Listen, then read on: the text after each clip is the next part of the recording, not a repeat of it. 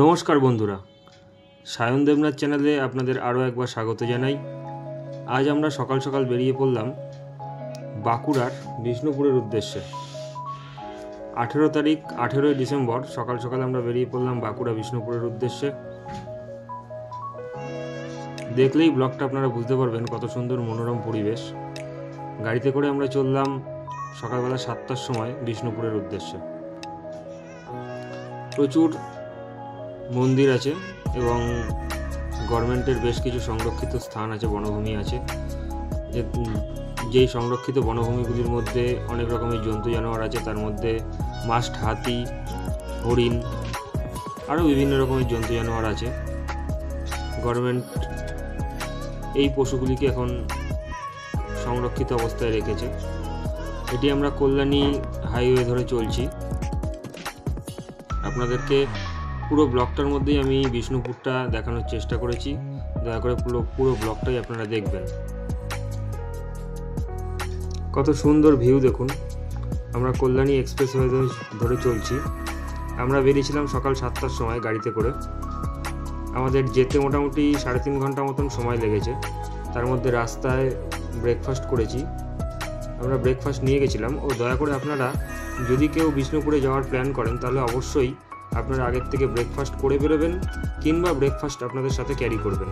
কারণ আপনারা যত বাঁকুড়ার দিকে ঢুকবেন ওখানে কিন্তু কোনো ব্রেকফাস্টের দোকান পাবেন না। ব্রেকফাস্ট বলতে গেলে আপনাদেরকে সকালবেলা ওখানে যেটা সিস্টেম দেখলাম, সকালবেলা আপনাদেরকে চপের দোকান আছে, প্রচুর ফাস্টফুডের দোকান আছে। ওই মুড়ি চপ খেতে হবে কিংবা মুড়ি ঘুগনি খেতে হবে, এই টাইপের ব্রেকফাস্ট আপনারা করতে পারবেন। অতএব আপনারা ব্রেকফাস্ট করে বেরোবেন কিংবা ব্রেকফাস্ট ক্যারি করবেন। চলুন এবার আস্তে আস্তে আমরা এগিয়ে চলছি বিষ্ণুপুরের দিকে। বাঁকুড়া অর্থাৎ আপনারা জানেন লাল মাটির দেশ, লাল মাটির জায়গা। খুব সুন্দর মনোরম পরিবেশ, শান্তশিষ্ট পরিবেশ। আপনারা অবশ্যই এই শীতকালীন এই পরিবেশে অবশ্যই আপনারা একবার বিষ্ণুপুরটা ঘুরে দেখতে পারেন। বাঁকুড়ার মধ্যে অবস্থিত বিষ্ণুপুরটা অবশ্যই আপনারা একবার ঘুরে দেখতে পারেন। খুব ভালো লাগবে। এই ব্লগটা আপনারা দেখুন, দেখলেই আপনারা বুঝতে পারবেন কত সুন্দর আপনার এই পরিবেশটা। খুব মনোরম পরিবেশ এবং প্রচুর মন্দির আছে। যে মন্দিরগুলোয় আগে রাধাকৃষ্ণ থাকতো, এখন একমাত্র একটা মন্দিরেই রাধাকৃষ্ণ থাকে। এছাড়া অন্য কোনো মন্দিরে কোনো মূর্তি নেই।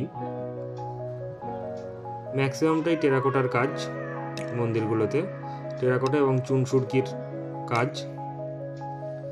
আমরা সকালবেলা 7টার সময় বেরিয়েছিলাম।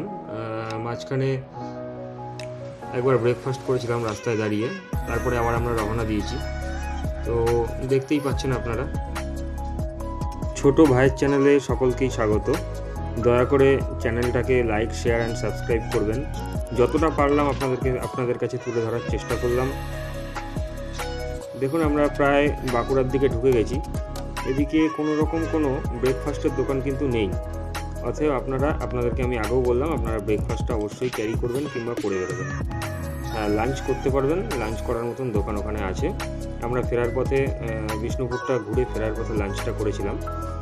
তো বনভিলা রিসর্টে লাঞ্চটা আমরা কমপ্লিট করেছিলাম। তো সেখানে ঢুকে আপনারা লাঞ্চ করতে পারবেন। লাঞ্চ করার পর ওখানে ঘুরে দেখার মতন প্রচুর জিনিস আছে, প্রচুর গার্ডেন আছে। তারপরে বেশ কিছু যেমন অস্ট্রিচ আছে, তারপরে বেশ কিছু হাঁস মুরগি আছে। ওখানেই ওরা খামার আছে, ওদের ওই খামারে ওরা চাষ করে। তো আপনারা অবশ্যই ওখানে একবার ঢুকে ঘুরে দেখে আসবেন যদি নাও খান। এবং খাবারটাও ওদের ওখানে খুব ভালো। তার সাথে সাথে ইমু আছে, ঘোড়া আছে। যদি কেউ ঘোড়া চড়তে চান, ওদের ওই রিসর্টের মধ্যেই ঘোড়াও আছে।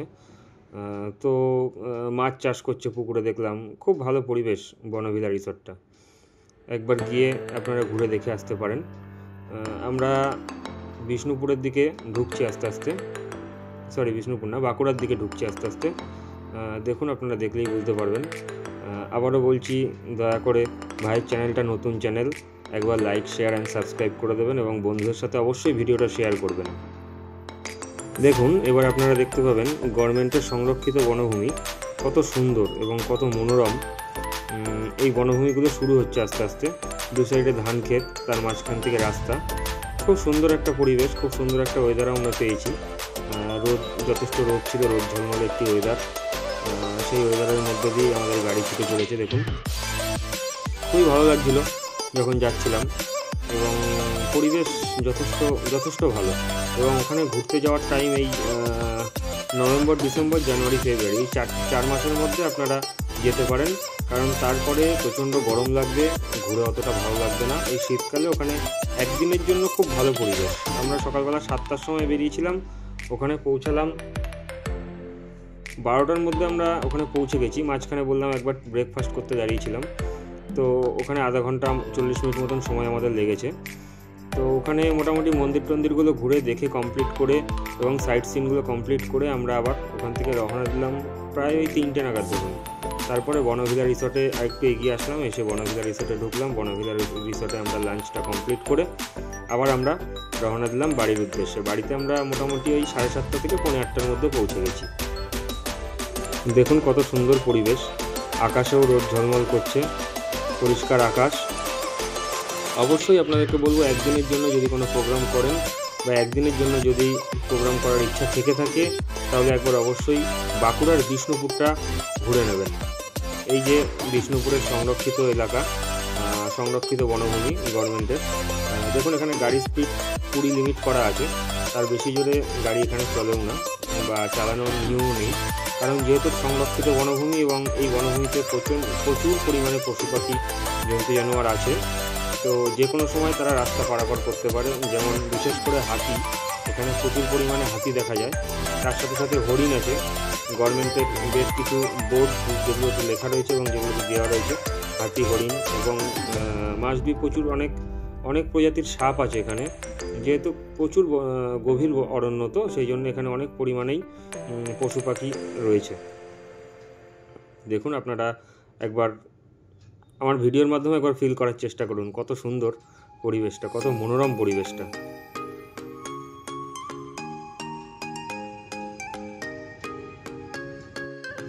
আমরা বন্ধুরা মিলে গেছিলাম, তো এই অরণ্যের মাঝখানে আমরা দুবার দাঁড়িয়ে ফটোশ্যুট করেছি, দিয়ে আবার আমরা চলতে শুরু করেছিলাম।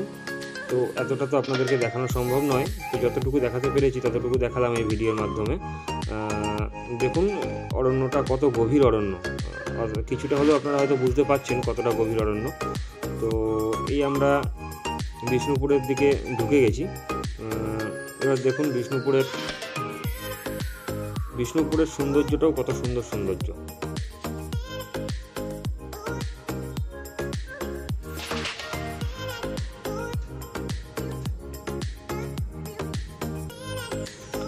দয়া করে আপনাদেরকে আরেকবার রিকোয়েস্ট করছি, ভাইয়ের নতুন চ্যানেলটাকে লাইক, শেয়ার অ্যান্ড সাবস্ক্রাইব করবেন এবং বন্ধুদের সাথে অবশ্যই শেয়ার করবেন ভিডিওটা।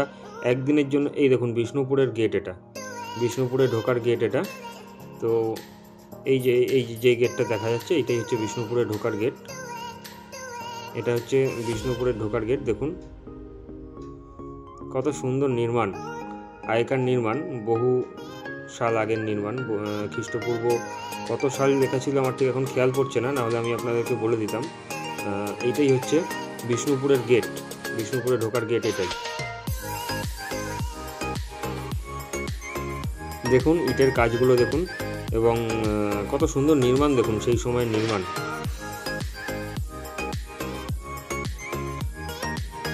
মোটামুটি ট্যুরিস্ট এখানে থাকে, এই সময়টাই ট্যুরিস্ট হয়। আমি লোকালের লোকের সাথে কথা বলে যা বুঝলাম, তাতে ওদের মাধ্যমে জানতে পারলাম যে এই 4টে মাস ট্যুরিস্টের একটু চাপটা থাকে। মোটামুটি এই নভেম্বর, ডিসেম্বর, জানুয়ারি, ফেব্রুয়ারি, এই 4টে মাস, শীতকালীন এই 4টে মাস আপনারা একদিনের জন্য যদি ট্যুর করতে চান, তাহলে অবশ্যই বিষ্ণুপুরটা একবার ঘুরে দেখে আসতে পারেন। এটাও একটা মন্দির, দেখুন এই মন্দিরটার ভেতরে আমি ঢুকছি আস্তে আস্তে। এখানে যে কটা মন্দির আছে, এখানে কোনো রকম ভিডিও ব্লগ করা নিষেধ, মানে ব্লগ করে ভিডিও করা নিষেধ। তো সেই ক্ষেত্রে শুধুমাত্র ভিডিও করে নিয়ে আসতে হয়েছে আমাকে। তো সেই জন্যই আপনাদেরকে আমি ওখানে কিছু হয়তো বলতে পারিনি।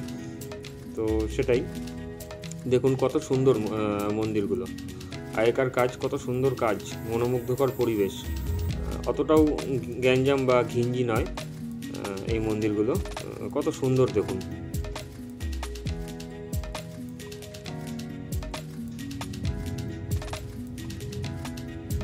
এটি আরেকটি মন্দির। এই মন্দিরগুলোর কোনো মন্দিরেই এখন ভগবানের মূর্তি নেই, একমাত্র একটি মন্দিরেই ভগবানের মূর্তি আছে রাধাকৃষ্ণের। আগে এই মন্দিরগুলোতে সবকটা মন্দিরেই রাধাকৃষ্ণের মূর্তি ছিল, এবং এখন কি কারণে নেই আমি সেটা জানি না। ওখানকার গাইডকে জিজ্ঞাসা করলাম আমি, উনি ঠিক বলতে পারলেন না। তো যাই হোক, মন্দিরটা আপনারা একবার দেখুন। মন্দিরগুলো কত সুন্দর কাজ, আগেকার কাজ, তবে কত সুন্দর মন্দিরগুলো। দেখুন এই আরেকটি মন্দির, এবং এখানে প্রচুর পরিমাণে আপনারা পোড়ামাটির জিনিস পাবেন, যেগুলো বাড়িতে নিয়ে আসতে পারবেন কিংবা ফ্রেন্ডদের কিংবা আত্মীয় স্বজনকে দিতে পারবেন। এটি একটি তোপ, দেখুন সেই সময় চলতো এই তোপটি, এবং এটি অরিজিনাল। দেখুন, যেটা বলছিলাম আপনাদেরকে, প্রচুর পোড়ামাটির জিনিস পাবেন এখানে, কাউকে গিফট দেওয়ার জন্য অবশ্যই নিয়ে আসতে পারেন। মাটির হাড় পাবেন, যদি সেটাও কাউকে দিতে চান তবে সেইটাও নিয়ে আসতে পারেন। দেখুন এই মন্দিরটাও কত সুন্দর মন্দির। এই মন্দিরগুলো ম্যাক্সিমামই টেরাকোটার কাজ আছে। টেরাকোটা, ওদের ওখানকার যে লাল মাটির যে ইট হয়, সেই ইট আর চুনসুরকি করা মন্দির। এই মন্দিরেও কোনো দেবতার স্থান নেই, এখন নেই, আগে পুজো হতো, তবে এখন নেই। এখন একটি মন্দিরেই একমাত্র রাধাকৃষ্ণ আছে, যেটা আমি এই ব্লগের শেষের দিকে দেখিয়েছি সেই মন্দিরটি। দেখুন কত সুন্দর মন্দির। আপনারা একদিনের জন্য অবশ্যই এখান থেকে ঘুরে আসতে পারেন, এবং ফটোশ্যুট করার জন্য, যারা ফটোশ্যুট করতে ভালোবাসেন, অবশ্যই ফটোশ্যুট করার জন্য হলেও এই সব জায়গাগুলোতে আপনারা যেতে পারেন। খুব সুন্দর জায়গা, অবশ্যই একবার যান, আমি বলবো অবশ্যই একবার যান, গিয়ে ঘুরে আসুন। একদিনের জন্য খুব ভালো। যদি আপনারা ট্রেনে করেও যেতে চান, ট্রেনে করেও যেতে পারেন, আমরা গাড়িতে গেছিলাম। যদি আপনারা কোনোভাবে বাসে করে যেতে চান, বাসে করেও যেতে পারেন। ওই 3.5 থেকে 4 ঘন্টা মতন আপনাদের যেতে সময় লাগবে, এবং আসতেও ওই একই সময় লাগবে। আর আপনাদের তো আমি আগেই বললাম, ব্রেকফাস্ট ওখানে পাওয়া যায় না। ব্রেকফাস্ট যদি মনে করেন করবেন, তাহলে অবশ্যই করে বেরোবেন, কিংবা সাথে করে ক্যারি করবেন। এই যে মন্দিরটি আপনারা দেখছেন, এই মন্দিরেই একমাত্র ভগবান অর্থাৎ দেবতার স্থান রয়েছে, রাধাকৃষ্ণের একটি মূর্তি রয়েছে। এই মন্দিরেই একমাত্র পুজো হয়। আগে সবকটা মন্দিরেই হতো, এখন হয় না, কী কারণে আমি জানি না। দেখুন এই মন্দিরের ভেতরে রাধাকৃষ্ণর মূর্তি রয়েছে, এবং প্রতিদিন এই বিগ্রহেতে পুজো হয়। এখানকার সিকিউরিটিকে আমি জিজ্ঞাসা করেছিলাম, তো তারা কিছু আমাকে বলতে পারেনি, কী কারণে পুজো হয় না বা কেন, বা এখন দেবতার স্থান নেই কেন এই মন্দিরে। দেখুন কত সুন্দর মন্দিরটা। এই মন্দিরের মধ্যেই ভগবান রাধাকৃষ্ণ রয়েছেন, এবং এই মন্দিরে প্রত্যেক দিন পুজো হয়। যদি কেউ পুজো দিতে চান, তো তাহলে আপনাদেরকে সকাল সকাল ঢুকতে হবে, এবং সকাল সকাল গিয়ে আপনাদেরকে পুজো দিতে হবে। প্রত্যেকটা মন্দিরই টেরাকোটার সুন্দর কাজ রয়েছে। দেখুন কত সুন্দর মন্দিরগুলো। দেখুন এটাও ওই মন্দিরের সাথেই, মানে মন্দিরের সাথে দালান টাইপের করা আছে, সেইখানে এই মন্দিরটি স্থাপিত রয়েছে। এই দেখুন এই মন্দিরটার, যেটা আমি বললাম, এই মন্দিরটার ভেতরে ভগবান রাধাকৃষ্ণের মূর্তি রয়েছে। তো এইখানে যদি কেউ পুজো দিতে চান, তো সকাল সকাল আপনাদেরকে এসে পুজো দিতে হবে।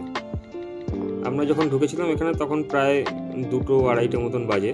তো তখন পুজো হয়ে গেছে সম্পূর্ণ। এই দেখুন ভগবান রাধাকৃষ্ণ রয়েছে এই মন্দিরের মধ্যে। এটা আমরা চলে আসলাম খাওয়ার জায়গায়, অর্থাৎ দুপুরের লাঞ্চ করার জন্য। বিষ্ণুপুরের সাইট সিন প্রায় শেষ। এটা আমরা আসলাম, দেখুন আপনাদেরকে তো আগেই বললাম যে আপনারা ঘুরে দেখতে পারবেন লাঞ্চ করার পরে। কত সুন্দর দেখুন, মাছ ভরা পুকুর রয়েছে, হাঁস মুরগি। আজকের ভিডিও এই পর্যন্তই। নমস্কার, সবাই ভালো থাকবেন।